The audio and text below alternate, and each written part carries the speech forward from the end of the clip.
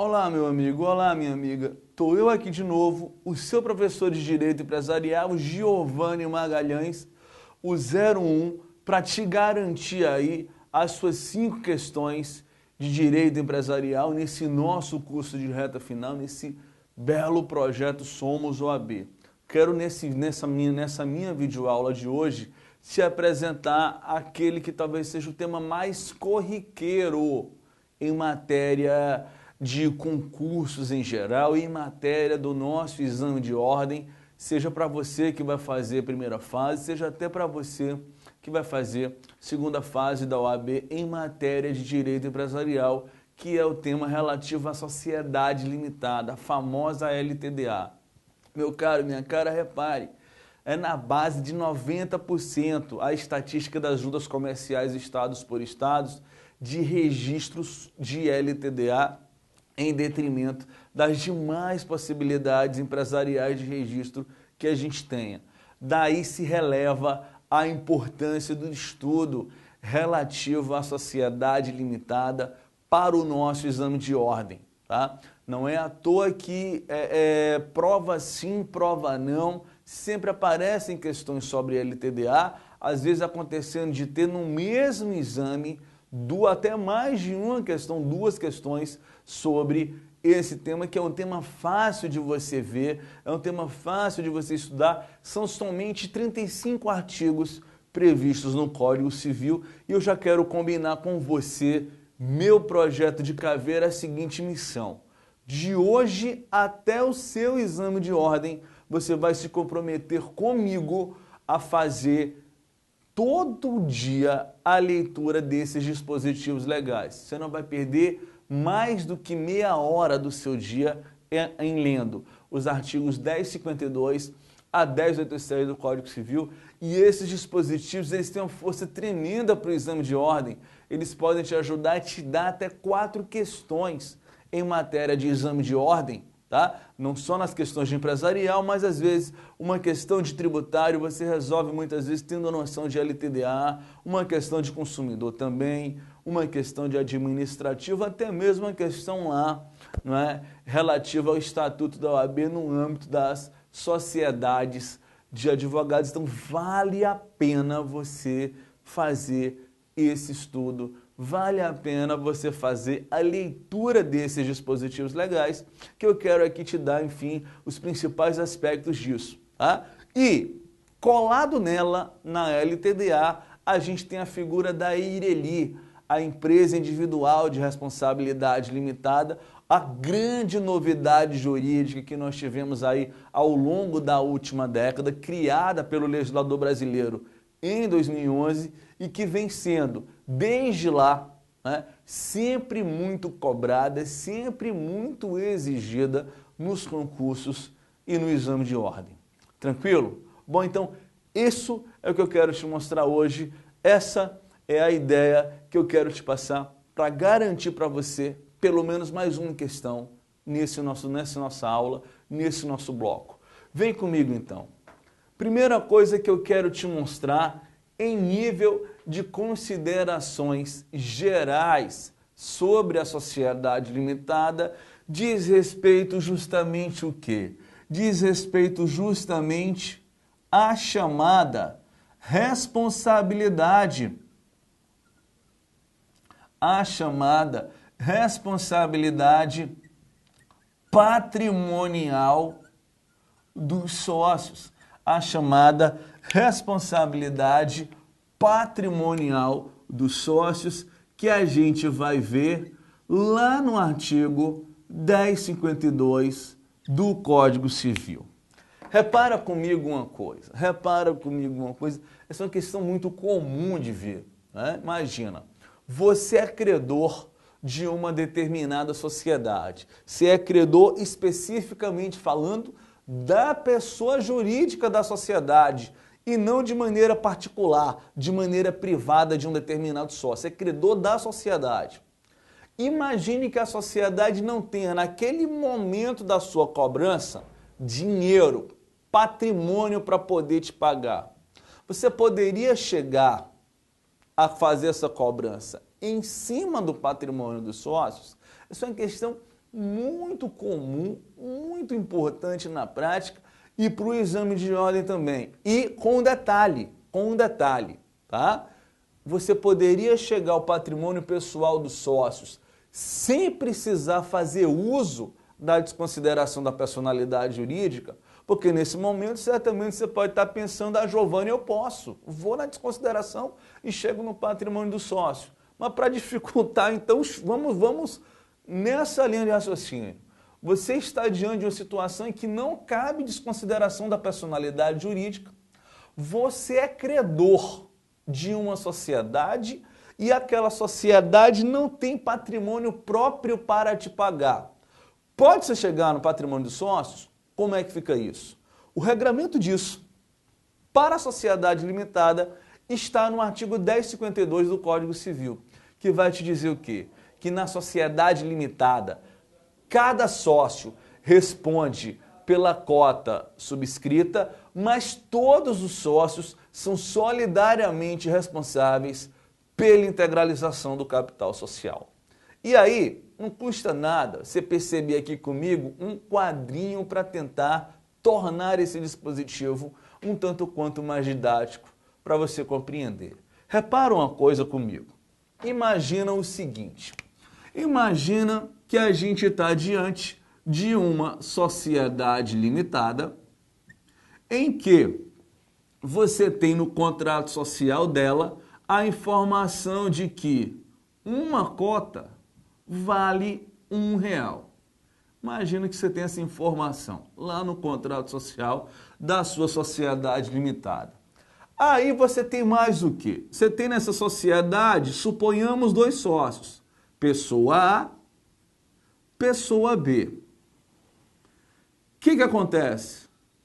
No âmbito de uma subscrição do capital, no âmbito daquilo que esses sócios se comprometeram patrimonialmente, suponham o seguinte, que o sócio A teria subscrito 9.999 cotas e que o sócio B teria subscrito uma cotinha só, capital social de 10.000 cotas, o que equivale a R$10.000. Aí você vai de Giovanni, eu nunca vi contrato social assim. Eu vou te dizer que você nunca viu uma limitada na vida.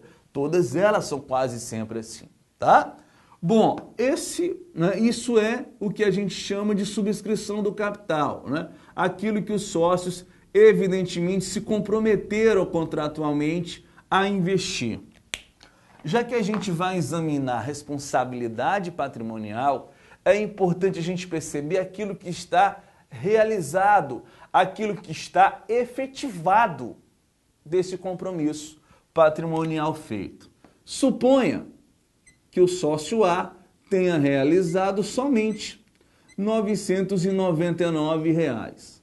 Suponha que o sócio B, moedinha de R$1 brucutu cofre, tem depositado lá seu R$1 e a gente esteja diante de uma sociedade limitada que tem R$1.000 de capital realizado e que tem, portanto, R$9.000 de capital social a realizar.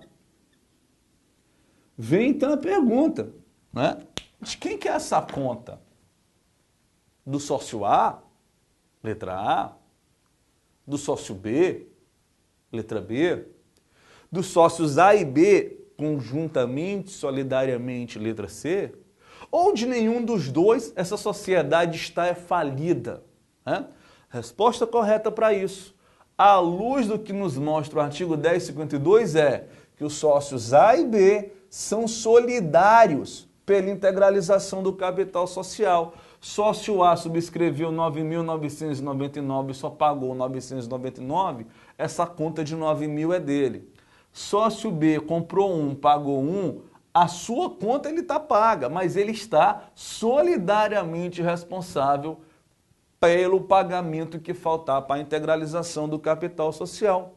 Voltando ao meu exemplo inicial, você credor dessa sociedade X limitada sem precisar pensar em desconsideração da personalidade jurídica, você poderia cobrar em cima do patrimônio pessoal dos sócios essa quantia que falta para integralizar o capital social. Tá? Então, isso é o primeiro e talvez principal ponto importante de uma sociedade limitada.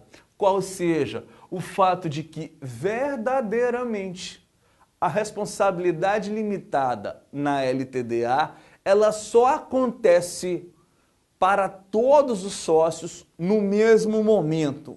Quando? O advento da integralização do capital social. Até aí, mesmo você que pagou aquilo que você se comprometeu, você ainda poderá perder bens pessoais por débitos empresariais até o momento da integralização do capital. Tá? Vê só, isso é assim para a LTDA, a sociedade mais importante que acontece na prática, sociedade mais importante para o seu exame de ordem. Para as outras sociedades, é sempre importante você examinar a responsabilidade patrimonial, tá? Fique esperto com isso, meu foco aqui com você é só LTDA. Tranquilo? Bom, se está tranquilo, segundo ponto importante em nível de considerações gerais, vai dizer respeito o quê? Vai dizer respeito à regência supletiva, né? Vai dizer respeito à regência supletiva, norma que a gente tem aonde? Né? No artigo 1053 do Código Civil. Por quê? Meu caro, minha cara, repara só. Apesar de serem 35 artigos, tá? Há alguns temas que simplesmente não se tocou em matéria de sociedade limitada. E aí a gente precisa conviver com regência supletiva. Muitas vezes você está estudando LTDA, mas a solução para aquele determinado problema jurídico está na norma de uma outra sociedade. O regramento da regência supletiva para a LTDA aparece no artigo 1053 do Código Civil. Como é que a coisa funciona? Para a LTDA, de novo, esse é o nosso foco. Você quer resolver um problema sobre a LTDA? Primeiro passo, vá ao contrato social e veja qual é a informação que ele traz sobre aquele aspecto. E para a sua prova é o contrato social. Trouxe nada? Então você vai ter que buscar a segunda linha de raciocínio, que são as normas relativas ao tipo societário, que no caso da LTDA, esse tipo societário aparece, como já destacado anteriormente, 1052 a 1087 do Código Civil. Porém, se for silente, você vai suprir essa lacuna com as normas jurídicas relativas à sociedade simples, que aparecem no Código Civil dos artigos 997 a 1038. Por exemplo, o fenômeno morte do sócio. Você está diante de uma sociedade em que o sócio faleceu, você vai fazer o quê? Se ela for LTDA, contrato social. Segue o contrato social naquilo que ele disser. Se o contrato social for silente, indo para as normas da sociedade simples, da sociedade limitada, perdão, nada trata sobre o evento morte do sócio. Você vai suprir essa lacuna onde? Lá no artigo 1028 do Código Civil, que é norma da sociedade simples, mas que serve de fonte supletiva. Agora, é importante de você perceber, cara, o quê?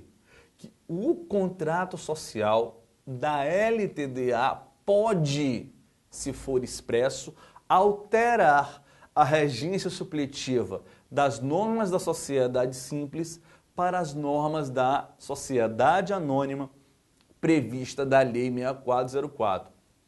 Repara, a regra geral da regência supletiva para a sociedade limitada é a sociedade simples. Mas se o contrato social for expresso, você então poderá fazer a troca para a sociedade anônima e é só para ela, tá? Não dá para trocar para nenhuma outra, não. Beleza com isso? Bom, uma outra questão importante sobre a LTDA vai dizer respeito às suas cotas, tá? E sobre cotas, nessa linha de reta final, 3 pontinhos eu quero destacar aqui com você. 3 pontinhos importantes. Primeiro, a questão relativa ao valor das cotas, que é o que a gente tem no artigo 1055 do Código Civil. Meu caro, minha cara, repara uma coisa. Você pegar o Código Civil para ler comigo o artigo 1055, você vai perceber que ele começa de uma obviedade fenomenal ao te dizer que a sociedade limitada tem um capital dividido por cotas. Mas daí para diante, 2 noções importantes, né? Diz um artigo 1055 que vai caber a cada sócio uma ou mais cotas e, mais do que isso, que as cotas podem ter valores iguais ou desiguais. Tá? Então, repara bem, na sociedade limitada, o capital social vai estar dividido em cotas, cabendo a cada sócio uma ou mais cotas, e essas cotas elas podem ter em valor iguais ou desiguais. O que a gente tira de importante aqui? A gente tira de importante aqui o seguinte: primeiro, para você ser considerado sócio numa sociedade limitada, você precisa ter em seu nome uma cota. Tá? É isso que vai te dar juridicamente o status de sócio. Você ser titular, você ser proprietário, você ter pelo menos uma cota em seu nome. E aí você pode se perguntar, mas Giovanni, eu estou usando um laranja. O laranja é que vai ser sócio e não você. E eu vou ser então o que, seu Zé Laranja? Bagaço. Tudo para dar desgraça em matéria de direito empresarial é a laranja. Tá? Então, primeiro ponto importante isso. É preciso que a cota esteja em seu nome para que você possa ser considerado sócio. E você pode ter uma só cota ou várias cotas. Aí, evidentemente, quanto for maior o número de cotas que você tem naquela sociedade, maior o seu poder de mando, maior o seu poder de controle ali. E mais, hein? E mais, é importante de dizer o seguinte: no mesmo contrato social, as cotas elas podem ter valores iguais ou desiguais. Né? Quando é que vai ter valor desigual? Quando é que vai ter valor igual? Vai ter valor igual nesse nosso exemplo aqui, ó, em que o contrato social estabelece o valor da cota, um valor fixo para ele ser dividido, e aí você distribui tantas cotas quanto seja um montante de subscrição. Mas as cotas podem ter valores desiguais também. Você imagina que eu, 02, o nosso cameraman, e 03, o nosso monitor, vem montar uma sociedade entre nós. A gente pode dividir o capital social entre 3 cotas.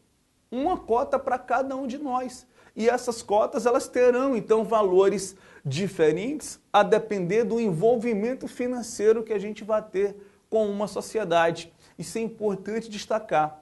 Na sociedade limitada, as cotas elas não precisam ter sempre o mesmo valor. Evidentemente, isso é o que acontece na prática, tá? Mas é importante que você saiba que as cotas podem ter valores iguais ou desiguais dentro de um mesmo capital social. Tranquilo? Segundo pontinho importante sobre cotas, a possibilidade, a desgraçada possibilidade de fracionamento de cotas, hoje em dia admitido pelo Código Civil.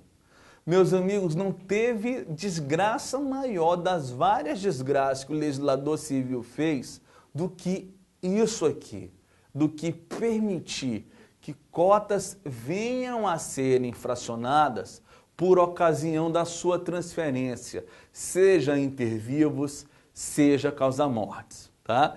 É importante até se dizer em termos práticos, isso não vale muito para você nesse momento, saber do porquê, vai valer para você que for fazer a segunda fase de empresarial, mas é importante você perceber que muitas vezes, né, se orienta até que em termos práticos o contrato social vede essa prática porque isso inviabiliza a sociedade funcionar daqui para diante no momento em que a cota dela é fracionada.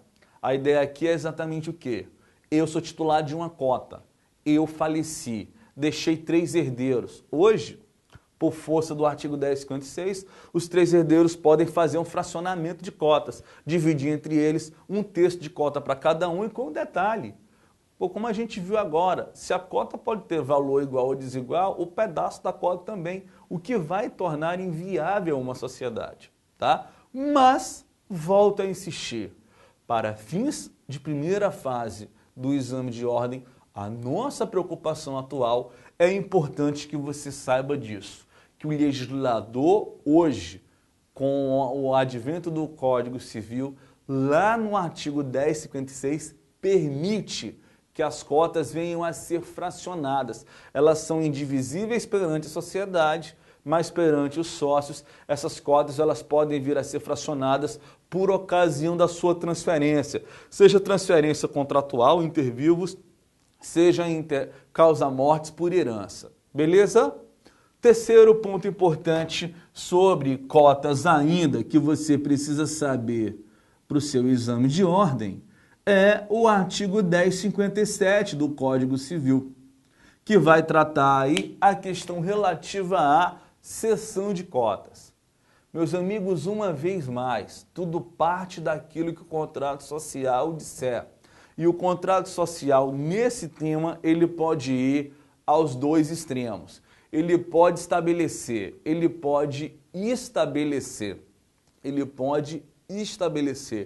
que é liberado geral cessão de cotas ou ele pode vedar geral. Porém, no silêncio do contrato, é importante que você saiba o artigo 1057, que vai nos dizer o quê? Você precisa ver para quem você estará cedendo as suas cotas. Se você está transferindo a sua cota para quem já é sócio, isso poderá se dar independente da audiência dos demais sócios, tá? Agora, se você está cedendo a cota para terceiro, não sócio, essa cessão só poderá acontecer se houver aprovação de pelo menos 3/4 do capital social ou, na letra fria do artigo 1057, se não houver oposição de 1/4. Né? Ora, se não houve oposição de 1/4 do capital social, é porque 3/4 aprovaram.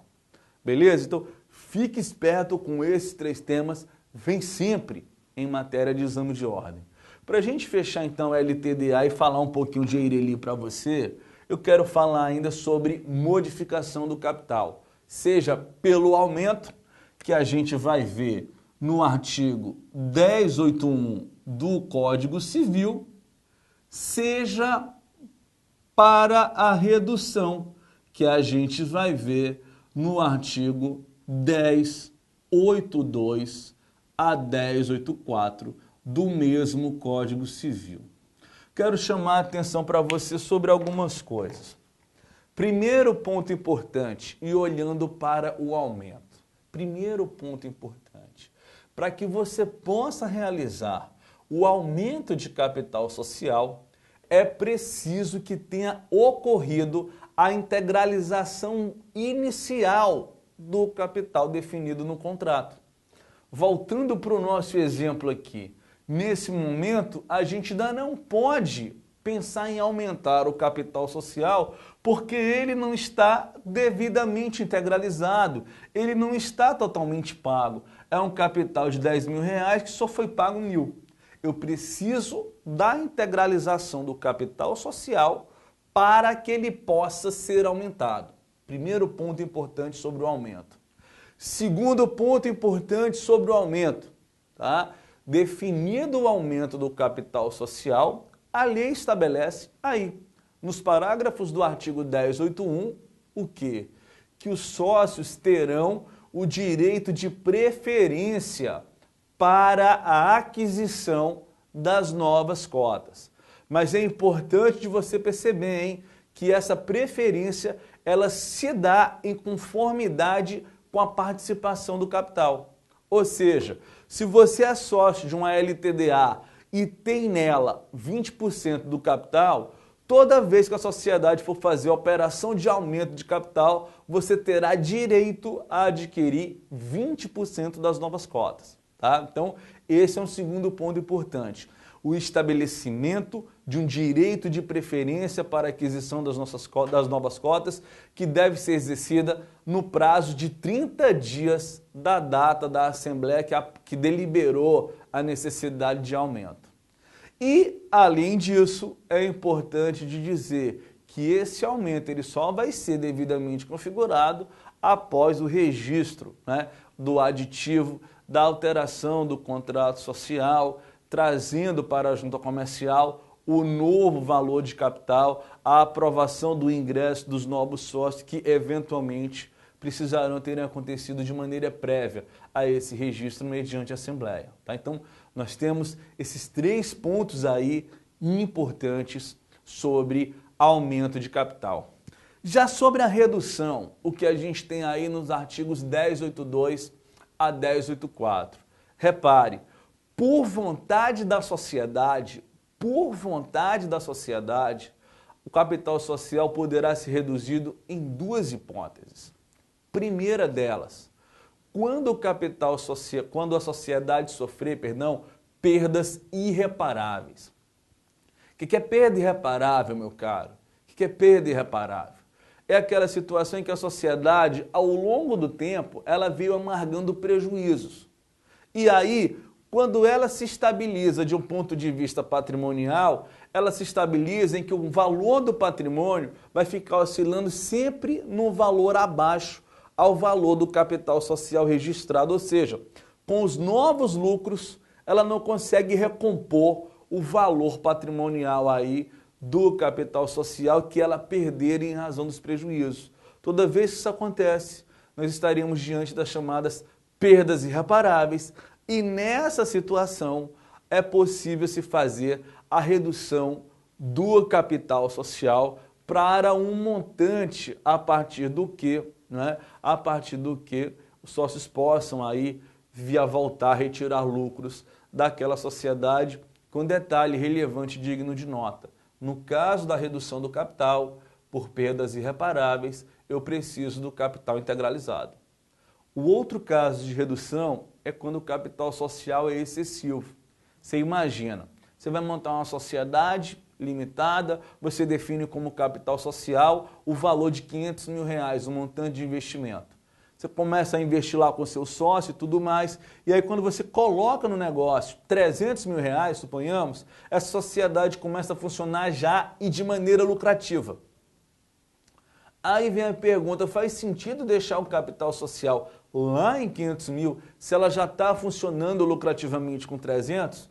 A resposta a priori é não faz sentido, porque a partir do momento em que a sociedade é lucrativa, quanto maior for o capital, pior para os sócios, mais difícil vai ser a retirada de lucros daquele negócio, a retirada de lucros daquele empreendimento. Numa situação como essa, o capital social se revela excessivo e, neste caso, também será possível fazer a redução do capital.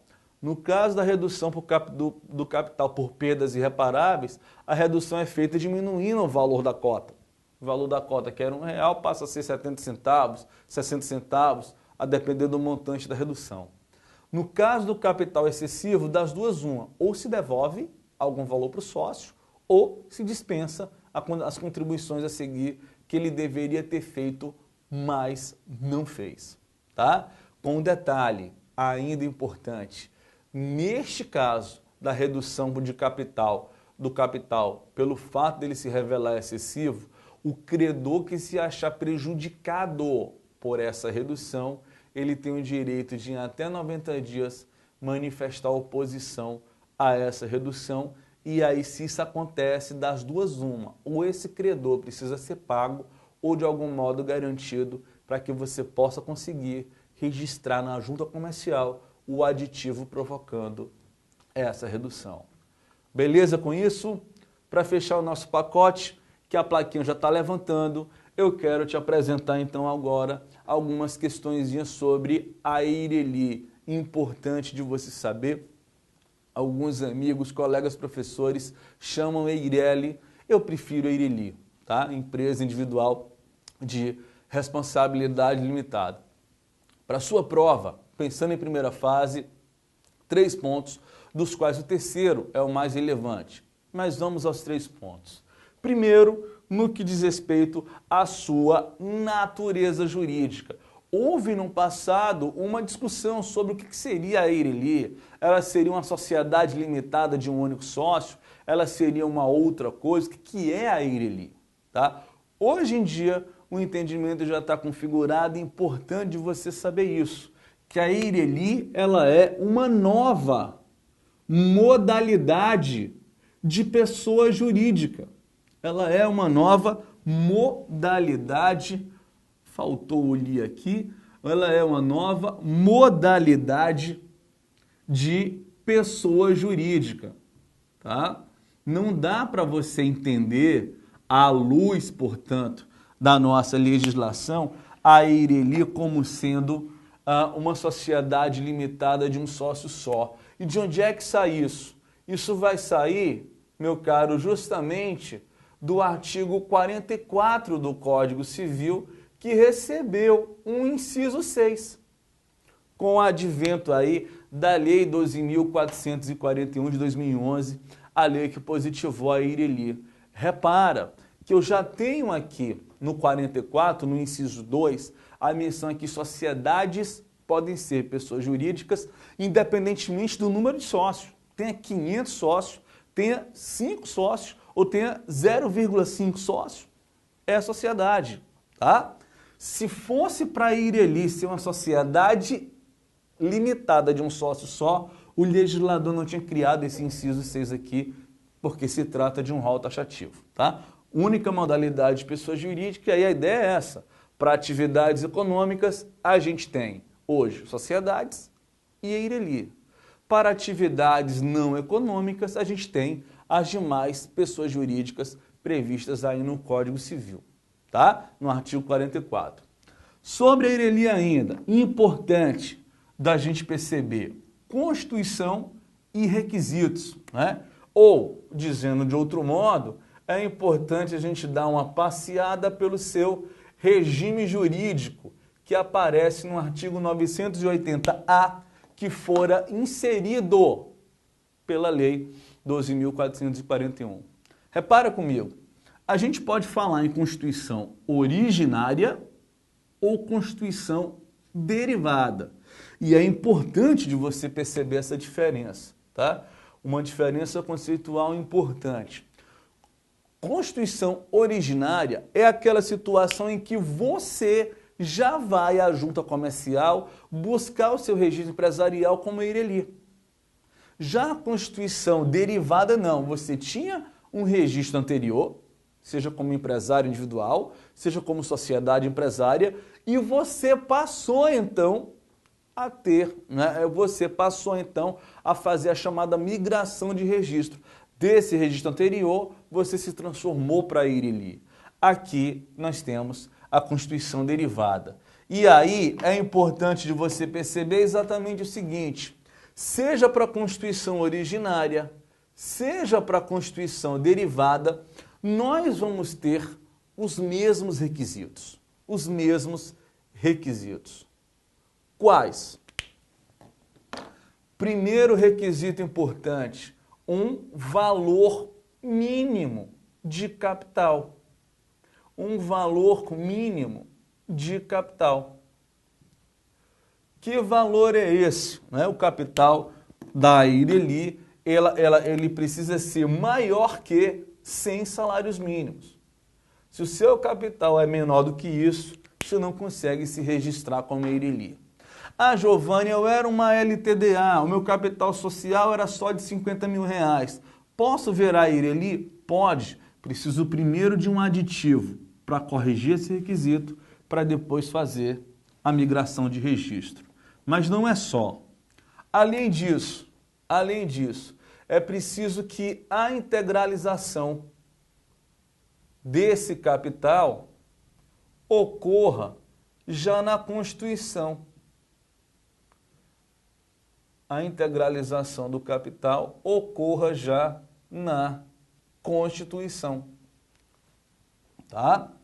Mais do que isso, importante de você saber que somente pessoa física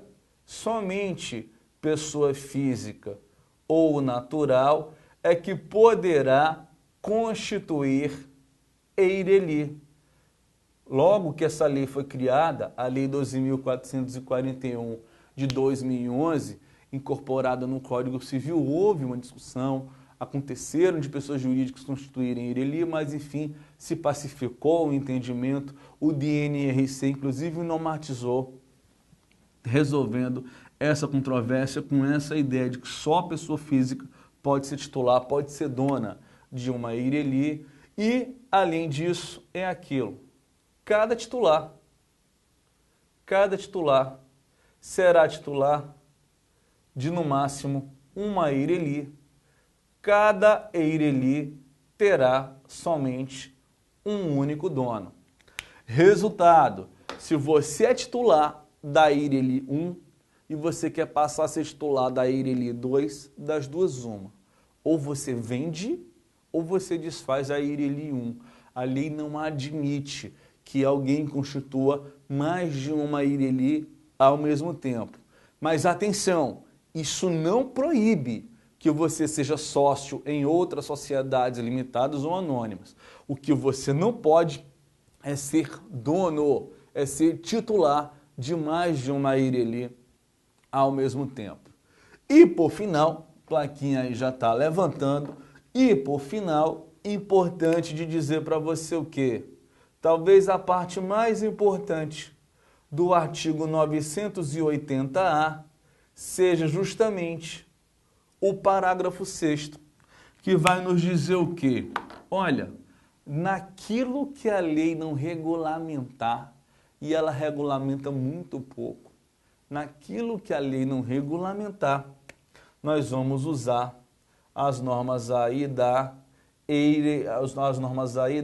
sociedade limitada para suprir as eventuais lacunas acerca da figura da empresa individual de responsabilidade limitada, ou seja, tudo aquilo que você sabe sobre a LTDA, mutatis mutandis, vale para a EIRELI. Tudo aquilo que você sabe sobre o sócio da LTDA, mutatis mutandis, vai valer para o dono da EIRELI. Tranquilo com isso? Plaquinha já está levantando, então a gente mata esse vídeo aqui e eu volto então na próxima videoaula trazendo um outro tema relevante aí para tentar garantir a sua aprovação, porque o meu objetivo você já sabe, né? Eu sou caveira e para quem é caveira, missão dada é missão cumprida e a minha missão é fazer você passar no exame de ordem porque, ó, somos todos OAB. Valeu!